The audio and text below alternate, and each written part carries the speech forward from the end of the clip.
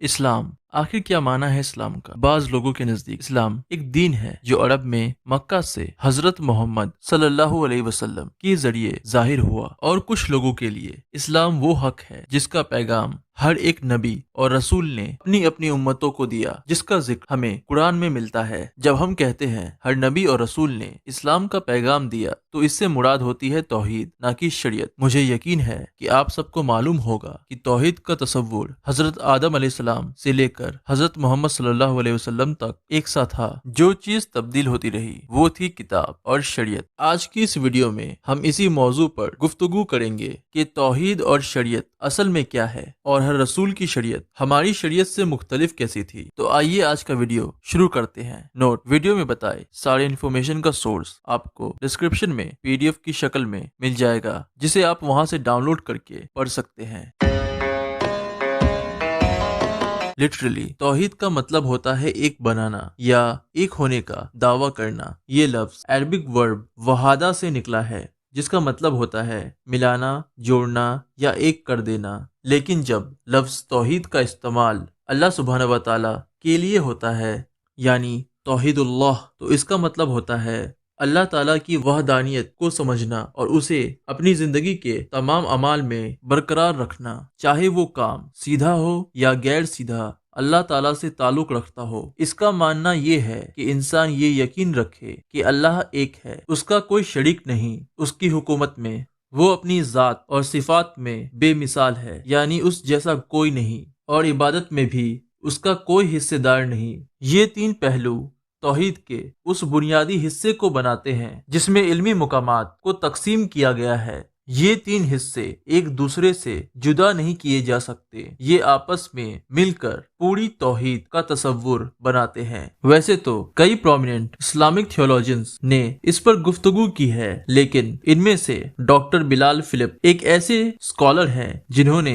इस पर काफी डिटेल में और आसान लफ्जों में बात की है। डॉक्टर बिलाल फिलिप्स इसे अपनी किताब द फंडामेंटल ऑफ तौहीद में समझाते हैं, जहां डॉक्टर बिलाल लिखते हैं, तौहीद के तीन किस्म आमतौर पर इन नामों से जाने जाते हैं। तौहीद और-रुबूबिय्याह, इसका मतलब है यकीन रखना कि अल्लाह ताला एक है, उसकी हुकूमत में और कुदरत में कोई शरीक नहीं। तौहीद अल-अस्मा व सिफात, इसका मतलब है उसके नाम और सिफात बेमिसाल हैं, उस जैसा कोई नहीं, वो बिल्कुल लासानी और यूनिक है। तौहीद अल-इबादा, इसका मतलब है कि इबादत के लायक सिर्फ अल्लाह ताला है और उसकी दुआ और बंदगी के लिए इखलास से समर्पित किया जाए। तौहीद की ये तफसील रसूलुल्लाह सल्लल्लाहु अलैहि वसल्लम और उनके सहाबा ने खुद इस तरह डिवाइड करके नहीं समझाई थी, क्योंकि उस वक्त इस किस्म की तफसील की जरूरत नहीं थी। उस दौर में लोग कुरान और सुन्नत के जरिए इस अकीदे को सीधे समझ जाते थे। लेकिन जब इस्लाम मिस्र, बिजंटीन, फारिस और हिंद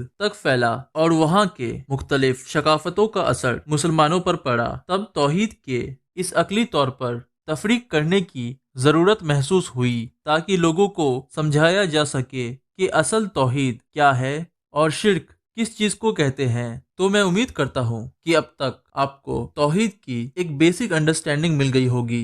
जो आपने अभी जाना, इसके अलावा भी डॉक्टर बिलाल ने इस पर डिटेल में गुफ्तगू की है। अगर आप और अच्छी तरह से तौहीद को समझना चाहते हैं तो मैं आपको इनकी ये बुक रिकमेंड करूंगा।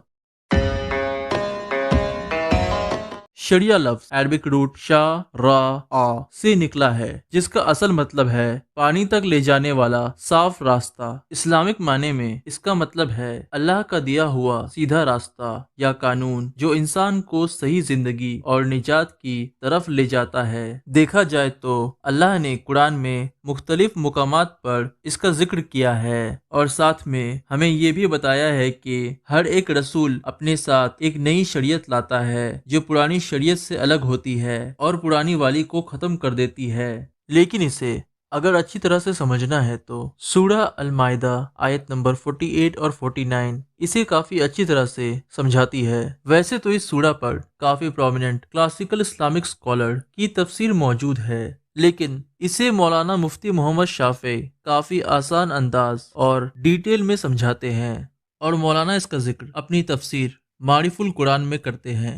मौलाना लिखते हैं, 5वीं और 6ठी आयत में अल्लाह ताला نبی کریم صلی اللہ علیہ وسلم سے مخاطب ہو کر فرمایا کہ ان پر قرآن نازل کیا گیا ہے جو توریت اور انجیل کی تصدیق کرتا ہے، یعنی ان کے اصل پیغام کو سچ ثابت کرتا ہے اور ان پر نگہبان بھی ہے۔ مطلب یہ ہے کہ جب یہود نے توریت میں تبدیلی کر دی اور عیسائیوں نے انجیل میں تبدیلیاں کر دی تو قرآن وہی کتاب بنی جو ان دونوں پر نگہبان اور دیکھ بھال کرنے والی ہے، جو ان کے بگاڑ کو بے نقاب کرتی ہے اور سچ جھوٹ کو الگ الگ دکھاتی ہے۔ آج بھی توریت اور انجیل کی اصل تعلیمات صرف قرآن کے ذریعے زندہ ہے، جبکہ ان لوگوں نے جو ان کتابوں کے وارث تھے اور جو ان پر چلنے کا دعویٰ کرتے ہیں، انہوں نے انہیں بگاڑ دیا کہ اب سچ اور جھوٹ میں فرق کرنا مشکل ہے۔ نوٹ: جو کچھ بھی مولانا فرما رہے ہیں وہ بالکل سچ ہے۔ اگر آپ میں سے کوئی بھی انجیل اور توریت پڑھتے ہیں تو آپ نے اس میں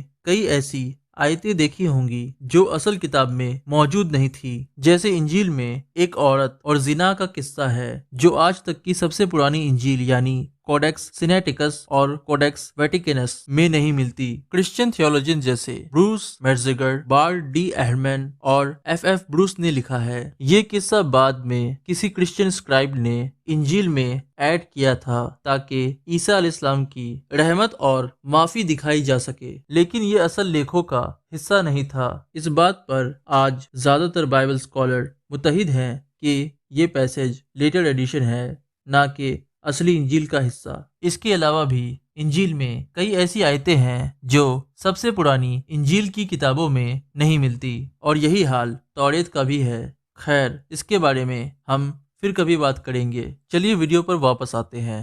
اس آیت میں ہدایت کے اور بھی پہلو موجود ہیں، لیکن یہاں ایک بنیادی سوال کا جواب دیا گیا ہے۔ سوال یہ ہے، جب سب پیغمبر اللہ کے بھیجے ہوئے ہیں اور سب کتابیں اور شریعت بھی اللہ کی طرف سے آئی ہیں، تو پھر ان میں فرق کیوں ہے، اور کیوں ایک نئی کتاب اور شریعت پرانی کتاب اور شریعت کو منسوخ یعنی کینسل کر دیتی ہے؟ اس کا جواب اللہ تعالیٰ نے اسی آیت میں دیا ہے۔ ہر ایک کے لیے ہم نے ایک طریقہ اور راستہ مقرر کیا ہے۔ اگر اللہ چاہتا تو سب کو ایک ہی امت بنا دیتا، لیکن ایسا اس لیے نہیں کیا گیا تاکہ وہ تمہیں آزمائے۔ جو کچھ تمہیں دیا گیا ہے تو نیک اعمال میں آپس میں آگے بڑھنے کی کوشش کرو۔ آسان الفاظوں میں یہ مطلب ہے کہ اللہ نے انسانوں کے مختلف گروہوں کے لیے الگ الگ شریعت اور اعمال کا طریقہ رکھا۔ بنیادی اصول سب میں ایک جیسا ہے، لیکن چھوٹی چھوٹی باتیں، احکام، وقت، حالات اور قوم کے مطابق بدلی گئیں۔ اگر اللہ چاہتا تو سب انسانوں کو